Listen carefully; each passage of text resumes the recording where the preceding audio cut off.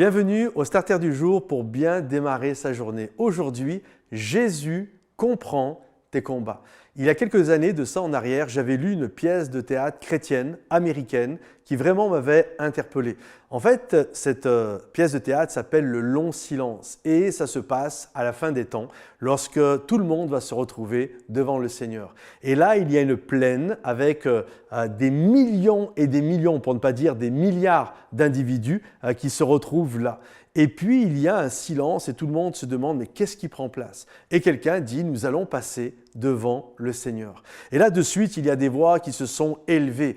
Il y a la voix d'un homme qui se lève et qui relève la manche de sa veste en disant « regardez mon numéro d'immatriculation, moi j'ai connu les camps de concentration ». Qui est Dieu pour connaître vraiment, pour pouvoir me juger?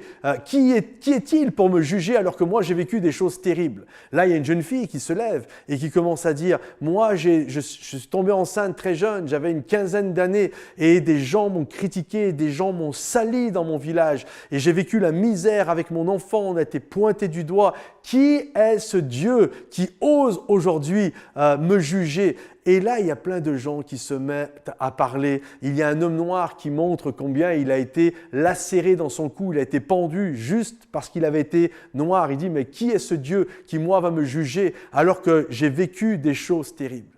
Et là, ils ont décidé de tous se retrouver ensemble et d'établir une liste pour dire « voilà, si Dieu a fait des choses comme ça, vécu ces choses-là, alors oui, il pourra nous dire quelque chose. » Et puis, ils ont commencé à écrire « alors, si un Dieu peut être capable de nous juger, il doit être né dans un peuple qui a connu le racisme.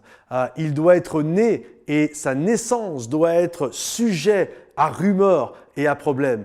Il doit être né parmi des gens qui ont connu l'oppression de la part d'un colonisateur.